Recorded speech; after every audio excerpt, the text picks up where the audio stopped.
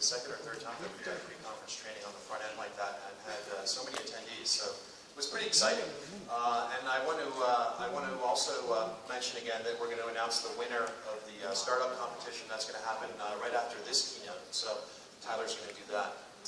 Again, if you have any feedback or anything, there'll be an evaluation form that you can fill out. We love your suggestions.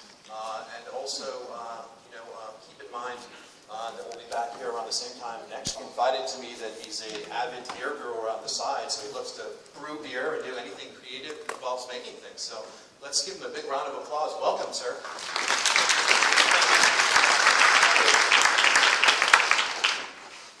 All right. Good afternoon.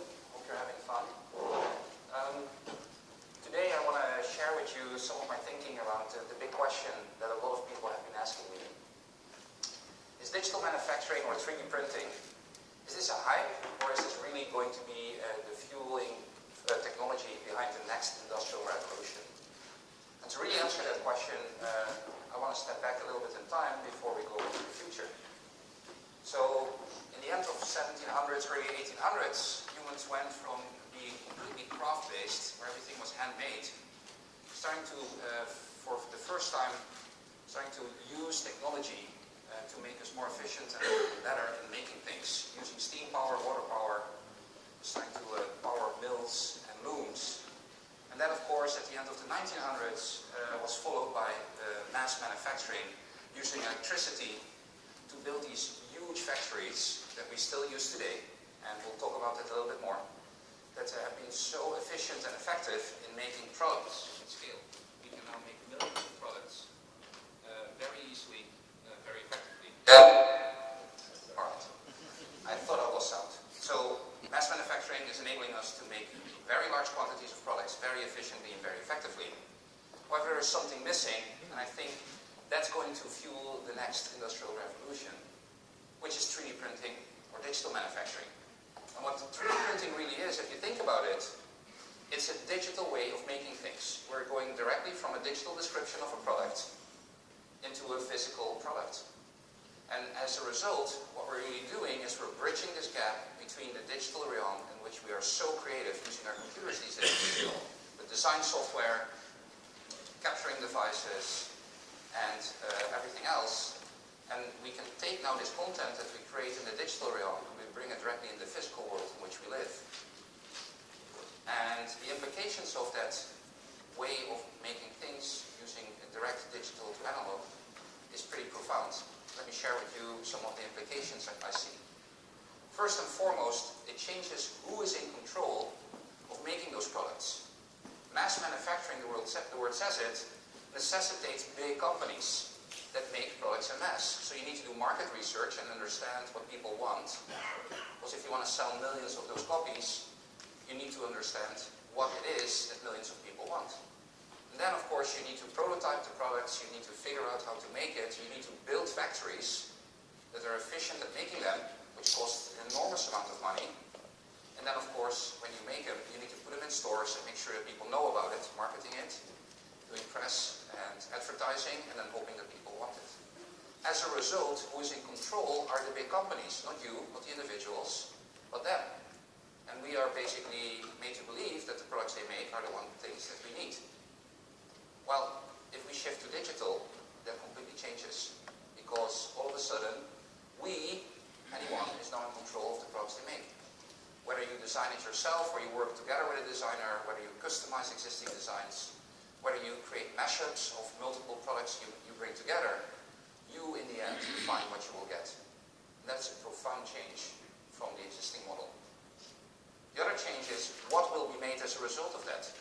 I already mentioned that mass manufacturing is really good at making millions of products, but the enormous investments needed to make that happen make the whole process very risk-averse.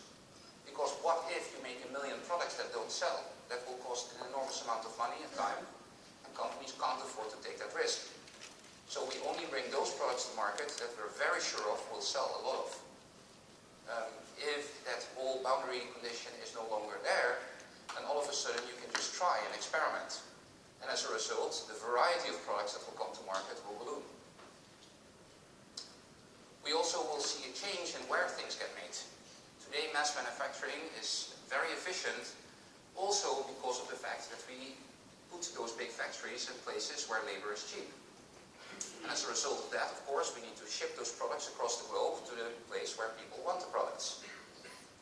I've read, and it makes sense, that about 10% of all crude oil is consumed by the 30 to 40 big container ships that continuously go between Asia, Europe, and the United States, getting the containers with all the goods and all the products that we want from where they're made to where people want them.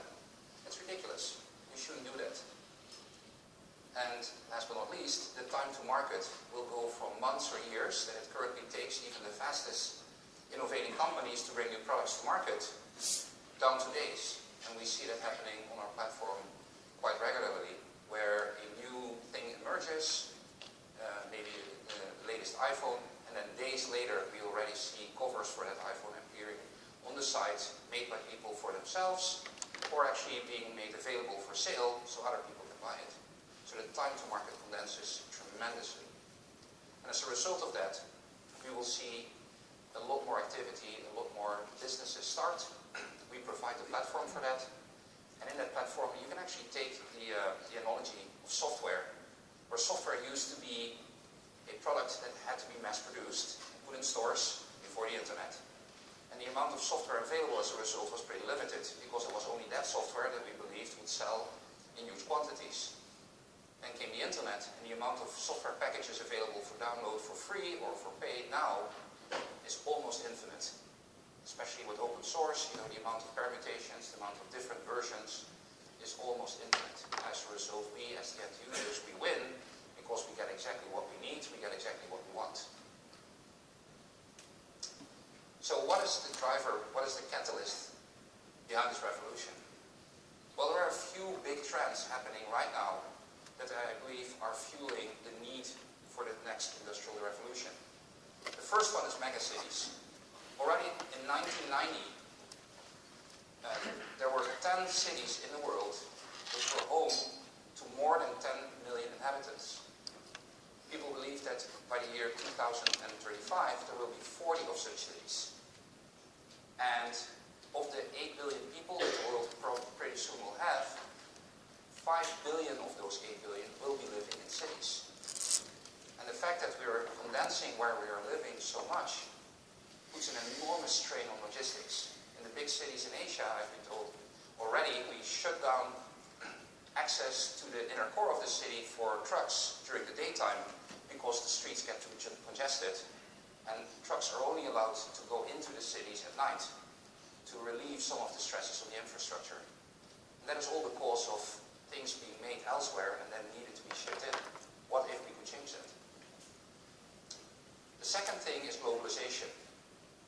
In the near future, in 2025 already, 45% of all Fortune 500 companies will have their headquarters in what we now call emerging markets.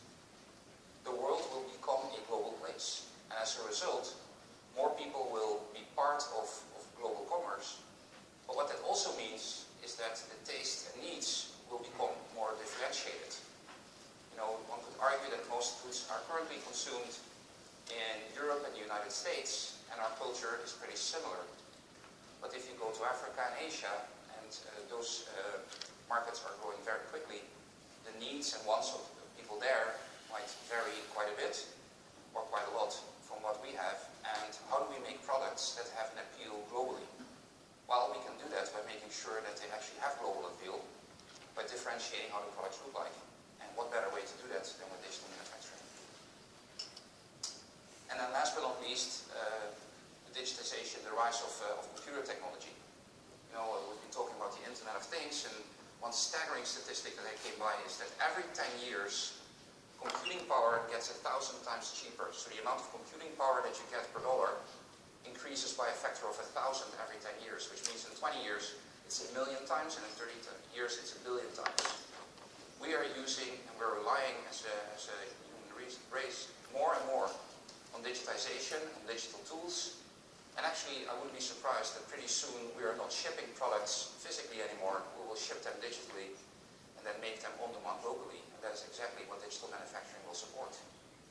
We've been hearing stories about digital faxing stuff. Well, if you scan it here, you